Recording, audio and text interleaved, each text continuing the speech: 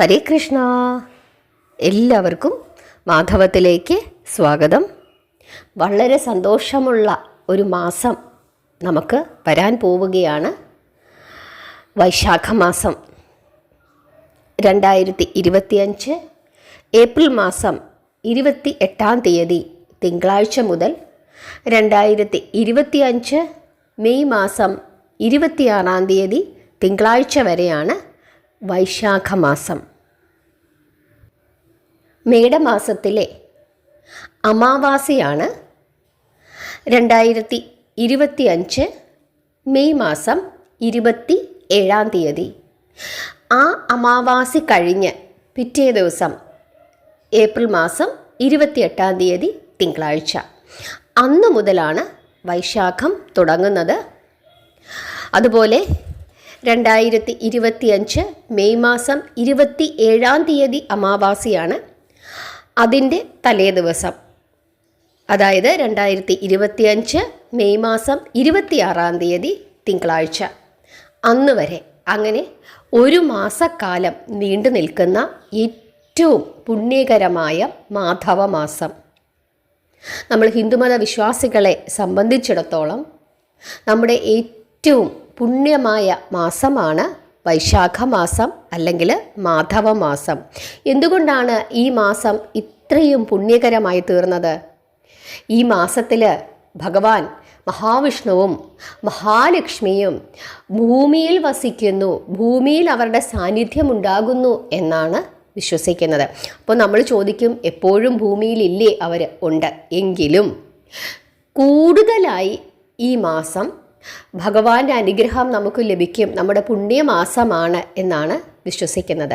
എല്ലാ വിശ്വാസികൾക്കും, ഇപ്പോൾ ക്രിസ്തുമത വിശ്വാസികൾക്കായിക്കോട്ടെ, അതല്ലെങ്കിൽ മുസ്ലിം മത വിശ്വാസികൾക്കായിക്കോട്ടെ, എല്ലാവർക്കും അവരുടേതായ പുണ്യമാസങ്ങളുണ്ട്.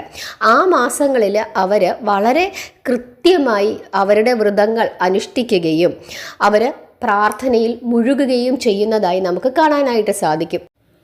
ക്രിസ്തുമത വിശ്വാസികൾ നമുക്കറിയാം അല്ലേ, ഈസ്റ്ററാണ്. അപ്പോൾ ഈസ്റ്ററിനോട് മുന്നോടിയായിട്ട് അവർ ആ വ്രതം അനുഷ്ഠിക്കുന്നതായിട്ട് നമുക്ക് കാണാനായിട്ട് സാധിക്കും. വളരെ ഭക്തിയോടു കൂടിയാണ് ക്രിസ്തുമത വിശ്വാസികൾ ആ വ്രതങ്ങളൊക്കെ അനുഷ്ഠിക്കുന്നത്. അതുപോലെ മാതാവിനെ പ്രാർത്ഥിക്കുമ്പോൾ എനിക്കറിയാം 8 നോയമ്പ് ഇങ്ങനെയൊക്കെ പറഞ്ഞ് അവർ വളരെ ഭക്തിയോടു കൂടിയാണ് ആ വ്രതങ്ങളൊക്കെ അവരനുഷ്ഠിക്കുന്നത്. നമ്മളൊക്കെ അതിൻ്റെ ഭാഗമാകാറുണ്ട്, പ്രാർത്ഥിക്കാറുണ്ട് അല്ലേ. അങ്ങനെ ഒരു സമൂഹമാണ് നമുക്കുള്ളത്. പക്ഷേ നമ്മൾ ഹിന്ദുമത വിശ്വാസികളും മാത്രം നമ്മുടെ വിശ്വാസങ്ങൾ എന്തോ ഒരു പുച്ഛത്തോടു കൂടിയാണ് കാണുന്നത്. നമ്മൾ ഈ വിശ്വാസങ്ങളെയൊക്കെ നമ്മൾ അംഗീകരിക്കും. പുണ്യമാസമാണ് റമദാൻ മാസം, വ്രതം അനുഷ്ഠിക്കുന്നവരെ നമ്മൾ അഭിനന്ദിക്കും, നമുക്കവരെ കാണുമ്പോൾ വളരെ സന്തോഷമാണ്. ആ കാര്യത്തെപ്പറ്റി നമ്മൾ വളരെ പുകഴ്ത്തി സംസാരിക്കും. കൊള്ളാം, അവൻ വ്രതം അനുഷ്ഠിക്കുന്നവനാണ്, പക്ഷേ ആ ചെറുക്കനെ കണ്ടോ, അവൻ വ്രതമൊന്നും അനുഷ്ഠിക്കാതെ കഞ്ചാവ് അടിച്ച് നടക്കുകയാണ്, ഇങ്ങനെ നമ്മൾ പറയും അല്ലേ. അവരുടെ വീട്ടിലുള്ള മറ്റു കുട്ടികളൊക്കെ കൃത്യമായി പള്ളിയിൽ പോകും, പ്രാർത്ഥിക്കും, പക്ഷേ ഇവൻ പോകില്ല. ഇങ്ങനെ കുറ്റം പറയുന്ന നമ്മൾ ഒരു വ്രതം പോലും അനുഷ്ഠിക്കത്തില്ല. ഇനി നമ്മുടെ വീട്ടിൽ ആരെങ്കിലും ആ വ്രതങ്ങളൊക്കെ അനുഷ്ഠിക്കുകയാണെങ്കിൽ അവർക്ക് ഭ്രാന്താണ്, ഭക്തിമൂത്ത് ഭ്രാന്തായി എന്ന് പറയും. എന്തൊരു വിരോധാഭാസമാണ് ഈ കാണുന്നത് ഇല്ലേ. നിങ്ങൾ തന്നെ ആലോചിച്ച് നോക്കുക, നിങ്ങൾക്ക് ഇങ്ങനെയുള്ള അനുഭവങ്ങൾ ഉണ്ടായിട്ടുണ്ടാകും. അതായത് ഒരു നാവ് കൊണ്ട് 2 രീതിയിൽ സംസാരിക്കുന്നു. അതാണ് നമ്മുടെ എല്ലാവരുടെയും കുഴപ്പം.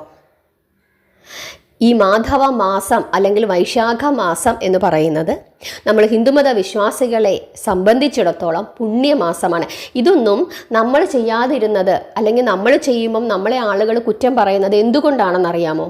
നമുക്ക് കൃത്യമായ ഇതിനെ പറ്റിയിട്ടുള്ള വിദ്യാഭ്യാസം നമ്മുടെ മുൻ തലമുറകൾ നമുക്ക് തന്നിട്ടില്ലാത്തത് കൊണ്ടാണ്. പക്ഷേ അവരൊക്കെ വളരെ കൃത്യമായി അവരുടെ കാര്യങ്ങൾ ചെയ്യുന്നത് എന്തുകൊണ്ടാണെന്നറിയാമോ? അവർക്കതിനെ പറ്റിയിട്ടുള്ള വിദ്യാഭ്യാസം അവർക്ക് കിട്ടുന്നത് കൊണ്ടാണ്. പക്ഷെ നമുക്ക് അത് കിട്ടുന്നില്ല. അതുകൊണ്ടാണ് നമ്മുടെ കുട്ടികൾ പലപ്പോഴും വഴിതെറ്റി പോകുന്നത്, അല്ലെങ്കിൽ മറ്റുള്ളവർക്ക് നമ്മളെ വഴിതെറ്റിപ്പിക്കുവാൻ സാധിക്കുന്നത്. കാരണം ഒരു സംശയം, ഒരു കുട്ടി, നമ്മുടെ വിശ്വാസങ്ങളെ സംബന്ധിച്ചിടത്തോളം ഒരു കുട്ടി നമ്മളോട് വന്ന് ചോദിക്കുകയാണ്, അച്ഛാ അല്ലെങ്കിൽ അമ്മേ, ആരാണ് ഗർഗമുനി എന്ന് ചോദിച്ചു കഴിഞ്ഞാൽ നമുക്ക് ഉത്തരവില്ല. അല്ലെങ്കിൽ ഭഗവത്ഗീതയിൽ ഒരു ശ്ലോകം കാണിച്ചു തന്നിട്ട് പറയുകയാണ് ഇതെന്താണ്, ഇതിൻ്റെ അർത്ഥം എന്താണ് എന്ന് ചോദിച്ചു കഴിഞ്ഞാൽ നമുക്ക് ഉത്തരവില്ല. കഴിഞ്ഞ ദിവസം തന്നെ വളരെ പ്രമുഖമായ ഒരു മാധ്യമത്തിലാണ് നീചയോനി പിറക്കുന്നു, അതായത് സ്ത്രീകൾ വളരെ മോശമാണ് എന്ന രീതിയിൽ ഒരാൾ പറഞ്ഞത്. പക്ഷേ അത് ഏറ്റുപിടിക്കാൻ നമ്മുടെ കൂട്ടത്തിൽ തന്നെ, അതായത് ഹിന്ദുമത വിശ്വാസികൾ തന്നെ ധാരാളമായി ഉണ്ടായിരുന്നു എന്നുള്ളതാണ് ഏറ്റവും സങ്കടകരമായ അവസ്ഥ. കാരണം ഇതങ്ങനെയല്ല എന്ന് പറഞ്ഞു കൊടുക്കാൻ നമ്മളിൽ പലർക്കും അറിയില്ല, അല്ലെങ്കിൽ അത് വിശ്വസിക്കുവാൻ നമ്മൾ തയ്യാറാകുന്നു എന്നുള്ളതാണ്. ശരി ഏത് തെറ്റേത് എന്ന് നമുക്കറിയില്ല. കാരണം ഇപ്പം ഞാൻ തന്നെ നമ്മുടെ ഈ ചാനലിലൂടെ എല്ലാ ദിവസവും ഭഗവത്ഗീതയുടെ ക്ലാസ് ഇടും. ചിലപ്പോൾ എനിക്ക് ഇടാൻ സാധിക്കത്തില്ല, കാരണം എനിക്ക് മറ്റ് പല ജോലികൾ ഉള്ളതുകൊണ്ട് അത് ചിലപ്പം ഇടാൻ സാധിക്കുന്നില്ല. പക്ഷേ എങ്കിലും ഞാൻ കണ്ടിന്യൂസ് ആയിട്ട് ഇടുന്നുണ്ട്. പക്ഷേ എൻ്റെ മറ്റ് വീഡിയോകളെ സംബന്ധിച്ചിടത്തോളം ഈ ഭഗവത്ഗീതയുടെ വീഡിയോയ്ക്ക് കാഴ്ചക്കാർ വളരെ കുറവാണ്. അപ്പോൾ തന്നെ നമുക്ക് മനസ്സിലാകും നമുക്ക് അതിനോടുള്ള ഒരു താല്പര്യക്കുറവ്. നമുക്കതിനോടൊന്നും വലിയ താല്പര്യമില്ല. നമുക്ക് എന്താണ് താല്പര്യം? എങ്ങനെയെങ്കിലും പെട്ടെന്ന് കാശുണ്ടാക്കണം, എങ്ങനെയെങ്കിലും പെട്ടെന്ന് എനിക്ക് വീട് വെക്കണം, എൻ്റെ കാര്യങ്ങളൊക്കെ വളരെ ഭംഗിയായി നടക്കണം. ഇത് മാത്രമേ ഉള്ളൂ നമ്മുടെ ഒരു ചിന്ത. ഇത് ഒരു 5 മിനിറ്റ് അല്ലെങ്കിൽ ഒരു 10 മിനിറ്റ് ഇരുന്ന് അത് പഠിക്കുന്നതിനായിട്ട് നമുക്ക് സമയമില്ല. പക്ഷെ ശരിക്കും പറഞ്ഞു കഴിഞ്ഞാൽ ഭഗവാൻ നമ്മളോട് നേരിട്ട് പറഞ്ഞു തന്നിരിക്കുകയാണ് ഭഗവത്ഗീത. വേറെ ആരും പറഞ്ഞതല്ല, ഞാൻ പറഞ്ഞതോ അതല്ലെങ്കിൽ ഏതെങ്കിലും ആചാര്യന്മാർ നിങ്ങളോട് പറഞ്ഞു തരുന്നതോ അല്ല ഭഗവത്ഗീത. ഭഗവാൻ നേരിട്ട് പറയുകയാണ്. ഞാൻ പറയുന്നതിനേക്കാൾ 1000 മടങ്ങ് വിശ്വാസ്യതയാണ് ഭഗവാൻ നേരിട്ട് നിങ്ങളോട് പറയുന്നത് എന്ന് നിങ്ങൾ ആലോചിക്കുക. പക്ഷെ അത് കേൾക്കാൻ ആർക്കും സമയമില്ല. അതാണ് ഏറ്റവും ദുഃഖകരമായ അവസ്ഥ. ഞാൻ എപ്പോഴും ആലോചിക്കാറുണ്ട് എന്തുകൊണ്ടായിരിക്കും ഇങ്ങനെയെന്ന്. അതുകൊണ്ടാണ് പലപ്പോഴും നമ്മുടെ കുഞ്ഞുങ്ങൾ വഴിതെറ്റിപ്പോകുന്നത്. നമ്മൾ ആലോചിച്ച് നോക്കുക, മറ്റു മതസ്ഥരെല്ലാവരും തന്നെ അവരുടെ വിശ്വാസങ്ങൾ കൃത്യമായി പാലിക്കുകയും അവർക്കൊക്കെ നല്ല ഉയർച്ച സമൂഹത്തിൽ ഉണ്ടാവുകയും ചെയ്യുന്നുണ്ട്. നമുക്ക് മാത്രം എന്താണ് അങ്ങനെ സംഭവിക്കുന്നത്? നമ്മുടെ കുഞ്ഞുങ്ങളെല്ലാം ഇങ്ങനെ കൃത്യമായി പഠിക്കാതെ കാള കളിച്ച് അവിടെ ഇവിടെ നടന്ന് വഴക്കുവിട്ട് മറ്റുള്ളവരുടെ നെഞ്ചത്തും കയറി അവരെ ചീത്ത വിളിച്ച് നടക്കുന്നത് എന്തുകൊണ്ടാണ്? കൃത്യമായി നമ്മുടെ വീടുകളിൽ നിന്ന് നമ്മൾ അവർക്ക് വിദ്യാഭ്യാസം കൊടുക്കുന്നില്ല. പള്ളിക്കൂടത്തിൽ വിട്ടതുകൊണ്ട് മാത്രം വിദ്യാഭ്യാസമാകുന്നില്ല. അതുകൊണ്ടാണ് നമ്മുടെ കുഞ്ഞുങ്ങൾ പലപ്പോഴും അധ്യാപകരെ ചീത്ത വിളിക്കാനും ഗുരുത്വദോഷം മേടിച്ചു വെക്കാനും ഒക്കെ ശ്രമിക്കുന്നത്. അതുകൊണ്ട് നിങ്ങളെങ്കിലും അങ്ങനെ ചെയ്യരുത്. ഈ മാധവ മാസം എന്ന് പറയുന്നത് വളരെ ശ്രദ്ധയോടുകൂടി ഭക്തിയോടുകൂടി ആചരിക്കേണ്ടുന്ന ഒരു മാസമാണ്. കഴിയുമെങ്കിൽ ആ ഒരു മാസം വ്രതനിഷ്ഠയിലിരിക്കാനായിട്ട് ശ്രദ്ധിക്കുക. അതായത് ശരിയായ വ്രതം അനുഷ്ഠിക്കണം എന്ന് നിങ്ങൾ ആഗ്രഹിക്കുന്നുണ്ടെങ്കിൽ നിങ്ങൾ ആ ഒരു മാസം പൂർണ്ണമായും അരിഭക്ഷണം ഒഴിവാക്കുക. പാലും പഴങ്ങളും കഴിക്കാം. നിങ്ങൾക്ക് വേണമെങ്കിൽ ചെറുധാന്യങ്ങൾ, അതായത് റാഗി, തിന ഇങ്ങനെയുള്ള സാധനങ്ങളൊക്കെ ഉപയോഗിക്കാം. നിങ്ങളൊരു ഡയബറ്റിക് പേഷ്യൻ്റ് ആണെങ്കിൽ, അല്ലെങ്കിൽ ഒരു കൊളസ്ട്രോളോ അങ്ങനെ പ്രഷറോ ഒക്കെ കൊണ്ട് നിങ്ങൾ വലയുന്നുണ്ടെങ്കിൽ, നിങ്ങൾ കൃത്യമായി ഈ ഒരു മാസം വ്രതനിഷ്ഠയിൽ ഇരുന്ന് കഴിഞ്ഞാൽ നിങ്ങളുടെ അസുഖങ്ങളൊക്കെ കുറയും. അത് ഉറപ്പാണ്. ചോറ് പൂർണ്ണമായും അങ്ങ് ഉപേക്ഷിക്കുക, അരിഭക്ഷണം. എന്നിട്ട് വളരെ സ്വാത്വികമായ മറ്റു ഭക്ഷണങ്ങൾ കഴിച്ചുകൊണ്ട് ഇരിക്കുക. അതല്ല, ചോറുണ്ണണം എന്ന് നിർബന്ധമാണെങ്കിൽ ഒരു നേരം വളരെ കുറച്ച് ചോറ് മാത്രം കഴിച്ചിട്ട് അങ്ങനെ ഇരിക്കാം. എന്തുതന്നെ ആയാലും പൂർണ്ണമായ മത്സ്യമാംസാദികൾ ഉപേക്ഷിക്കുന്നതിനായിട്ട് ശ്രദ്ധിക്കുക. അതിരാവിലെയുള്ള കുളി അത് വളരെ നിർബന്ധമാണ്. ആ ഒരു മാസമെങ്കിലും നിങ്ങൾ നേരത്തെ എഴുന്നേൽക്കാനായിട്ട് ശ്രദ്ധിക്കുക. ബ്രഹ്മമുഹൂർത്തത്തിൽ വിളക്ക് തെളിയിച്ച് നാമം ജപിക്കുന്നത് വളരെ ഉത്തമം. ഒരു 4 മണിക്കെങ്കിലും എഴുന്നേറ്റ് കുളിച്ച് നിങ്ങൾ വിളക്ക് തെളിയിച്ച് പ്രാർത്ഥിച്ചു കഴിഞ്ഞാൽ തീർച്ചയായിട്ടും അതിൻ്റെ ഫലം നിങ്ങൾക്കുണ്ടാകും. ഇത് ഒരു നിർബന്ധമാണ് എന്ന് നിങ്ങൾ വെക്കുക. ഇപ്പോൾ നിങ്ങൾക്കൊരു കല്യാണത്തിന് പോകണം, രാവിലെ 6 മണിക്ക് വണ്ടി വരും. നിങ്ങൾ എഴുന്നേൽക്കുമോ ഇല്ലയോ? നിങ്ങൾ എഴുന്നേൽക്കും, 100% ഉറപ്പാണ്. എന്തുകൊണ്ടാണ് ബാക്കി ദിവസങ്ങൾ നിങ്ങൾ എഴുന്നേൽക്കാത്തത്? അതിനാവശ്യമില്ല. അത്രയ്ക്കൊരു താല്പര്യമേ നിങ്ങൾ കൊടുക്കുന്നുള്ളൂ. പക്ഷേ ഈ മാസത്തിലെങ്കിലും നിങ്ങൾ ഇത് വളരെ നിർബന്ധമാണ്, ഇതെനിക്ക് ചെയ്യണമെന്ന് വിചാരിച്ച് ഒരു നിർബന്ധ ബുദ്ധിയോടുകൂടി ഒന്ന് എഴുന്നേൽക്കാൻ ശ്രമിച്ചു നോക്കുക. പിന്നെ അങ്ങോട്ട് നിങ്ങൾ എഴുന്നേറ്റോളും. അങ്ങനെ വെളുപ്പിനെ എഴുന്നേറ്റ് കുളിച്ച് നെയ്വിളക്ക് തെളിയിച്ച് വിഷ്ണു സഹസ്രനാമം ജപിക്കുന്നത് വളരെ വളരെ ശ്രേയസ്കരമാണ്. അതുപോലെ ഈ മാസം ദാനം ചെയ്യുന്നത് വളരെ വിശേഷമാണ്. എന്തെങ്കിലും നമ്മളെ കൊണ്ട് സാധിക്കുന്നത്, ധാന്യമാകാം, വസ്ത്രമാകാം, ധനമാകാം. അതുപോലെ പണ്ടത്തെ കാലത്താണെങ്കിൽ കന്നുകാലികളെ ദാനം ചെയ്യും. എന്താണോ ഒരു മനുഷ്യൻ ഒരു ഉപകാരം ചെയ്താലും മതി. വളരെ കാലമായി ഒരു ഉപകാരം അയാൾക്ക് ചെയ്യണമെന്ന് ഞാൻ കരുതിക്കൊണ്ടിരിക്കുന്നു. മാധവമാസത്തിൽ ചെയ്തു കൊള്ളുക, പൂർണ്ണ മനസ്സോടുകൂടി ഫലം കിട്ടും. അത് വളരെയധികം ഉത്തമമാണ്. അതുപോലെ പഴയ കാലത്തെ ആളുകൾ ഈ ഒരു മാസം എണ്ണ പോലും തേക്കില്ല. നമ്മൾ പറയില്ലേ, വ്രതമുള്ള ദിവസങ്ങളിൽ നമ്മൾ എണ്ണ തേക്കില്ല എന്ന് പറയും. എന്തുകൊണ്ടാണ് എണ്ണ തേക്കില്ല എന്ന് പറഞ്ഞാൽ, എണ്ണയൊക്കെ നിറച്ച് പണ്ടത്തെ കാലത്ത് വാരി പൊത്തി കുളിക്കും പഴയ കാലത്തെ ആളുകൾ ഇല്ലേ. അങ്ങനെ എന്നിട്ട് താളിയൊക്കെ തേച്ച് കുളത്തിലൊക്കെ പോയി കുളിക്കും. അപ്പോൾ തലയ്ക്ക് നല്ല തണുപ്പ് കിട്ടും. അപ്പോൾ കുറച്ച് സമയമൊക്കെ നമുക്ക് എന്ത് ചെയ്യും, നല്ല ഉറക്കം കിട്ടും. പകലൊക്കെ ചിലപ്പോൾ കിടന്ന് ഉറങ്ങാനുള്ള സാധ്യതയുണ്ട്. അതുകൊണ്ടാണ് ഈ എണ്ണ തേക്കരുത് എന്ന് പറയുന്നത്. അങ്ങനെ വ്രതമനുഷ്ഠിക്കുന്നവരും ഉണ്ട്. നിങ്ങൾക്ക് സാധിക്കുമെങ്കിൽ അങ്ങനെ ചെയ്തോളൂ. പക്ഷേ അസുഖമൊന്നും വരുത്തരുത്. അക്കാര്യം ഒന്ന് ശ്രദ്ധിക്കുക. മഹാവിഷ്ണു ക്ഷേത്ര ദർശനം, അതുപോലെ പുണ്യതീർത്ഥങ്ങളിലുള്ള സ്നാനം, ഇതൊക്കെ വളരെ ശ്രേയസ്കരമാണ്. നിരന്തരം ഓം നമോ നാരായണായ നമഃ എന്ന് ജപിച്ചുകൊണ്ടേയിരിക്കുക. ഹരേ കൃഷ്ണ എന്ന മഹാമന്ത്രം ജപിച്ചുകൊണ്ടേയിരിക്കുക. വിഷ്ണു സഹസ്രനാമം ജപിച്ചുകൊണ്ടേയിരിക്കുക. ഓം ഹൃഷികേശായ നമഃ എന്ന് 1008 തവണ ജപിച്ചുകൊണ്ടേയിരിക്കുക. ഇതൊക്കെ ചെയ്തു കഴിഞ്ഞാൽ ഭയങ്കരമായ പ്രയോജനമാണ് ലഭിക്കുന്നത്. അതുപോലെ കുഞ്ഞുങ്ങളില്ലാതെ വിഷമിക്കുന്നവർ, സൽസന്താനങ്ങളെ ലഭിക്കുന്നതിനായിട്ട്, ഉള്ള കുഞ്ഞുങ്ങൾ നേർവഴിക്ക് നടക്കുന്നതിനായിട്ടൊക്കെ സന്താന ഗോപാല മന്ത്രം ജപിക്കുന്നതും ഉണ്ണികൃഷ്ണന് വെണ്ണ സമർപ്പിക്കുന്നതും വളരെ വളരെ വിശേഷമാണ്.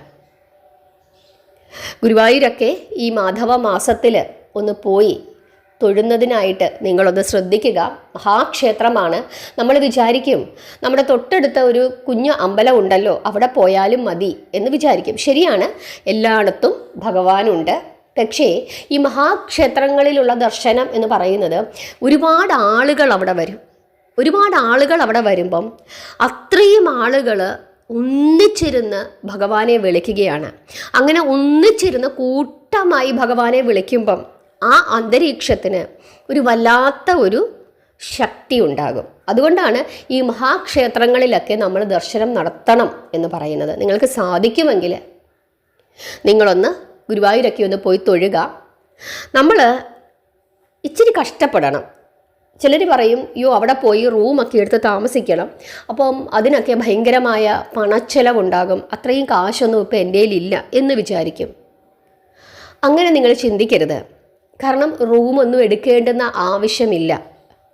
അവിടെ ഇഷ്ടം പോലെ കുളിക്കാനും നിങ്ങൾക്ക് ഡ്രസ്സ് മാറാനും ഒക്കെയുള്ള സൗകര്യങ്ങളുണ്ട്. ആ മുനിസിപ്പാലിറ്റിയുടെ തന്നെ ക്ലോക്ക് റൂമുകളുണ്ട്, ദേവസ്വത്തിൻ്റെ ക്ലോക്ക് റൂമുകളുണ്ട്. ട്രെയിനിലൊക്കെയാണ് പോകുന്നതെങ്കിൽ വലിയ സാമ്പത്തിക ചെലവുകളൊന്നും തന്നെ നമുക്കുണ്ടാവുകയില്ല. നമ്മൾ കുറച്ചൊക്കെ ഒന്ന് കഷ്ടപ്പെടാനൊക്കെ ഒന്ന് തയ്യാറാകണം. എന്നിട്ട് കുറച്ച് നേരം അമ്പലത്തിലൊക്കെ ഇരുന്ന് ഒന്ന് വിശ്രമിക്കാനും ഒക്കെ ഒന്ന് തയ്യാറാകണം. എല്ലാം നമുക്കങ്ങ് സുഖ സൗകര്യത്തിൽ മാത്രമേ നമുക്ക് പറ്റുകയുള്ളൂ എന്നൊക്കെ വിചാരിച്ചു കഴിഞ്ഞാൽ നമുക്ക് പോകാൻ സാധിക്കുകയില്ല. ഭഗവാനെ കാണാനല്ലേ വരുന്നത്. അപ്പോൾ കുറച്ചൊക്കെ ഒരു കഷ്ടപ്പാടൊക്കെ സഹിക്കാനായിട്ട് നമ്മൾ മാനസികമായി തയ്യാറാകണം. കാരണം അങ്ങനെ കഷ്ടപ്പെട്ടാൽ മാത്രമേ ഭഗവാനെ കാണാനായിട്ട് പറ്റുകയുള്ളൂ. അല്ലാതെ വളരെ എളുപ്പത്തിൽ നമുക്ക് എത്താൻ പറ്റുന്ന ഒരു കാര്യമല്ല ഭഗവാന്റെ ദർശനമെന്ന് പറയും. നമ്മൾ വിചാരിക്കും 1000 രൂപ അങ്ങോട്ട് കൊണ്ട് കൊടുത്തു കഴിഞ്ഞാൽ ആദ്യം ക്യൂ നിൽക്കാതെ കയറി അങ്ങ് തൊഴാം എന്നൊക്കെ വിചാരിക്കും. ശരിയാണ്, അങ്ങനെയൊക്കെ തൊഴാം. പക്ഷേ നമുക്ക് ഒരു വഴിപാടുണ്ടെങ്കിലോ അതല്ലെങ്കിൽ ഒരുപാട് സമയം ക്യൂ നിൽക്കാൻ കാല് വയ്യ എന്നുണ്ടെങ്കിലോ അമ്പലം തന്നിരിക്കുന്ന ഈ സൗകര്യങ്ങളൊക്കെ നമുക്ക് ഉപയോഗിക്കാം.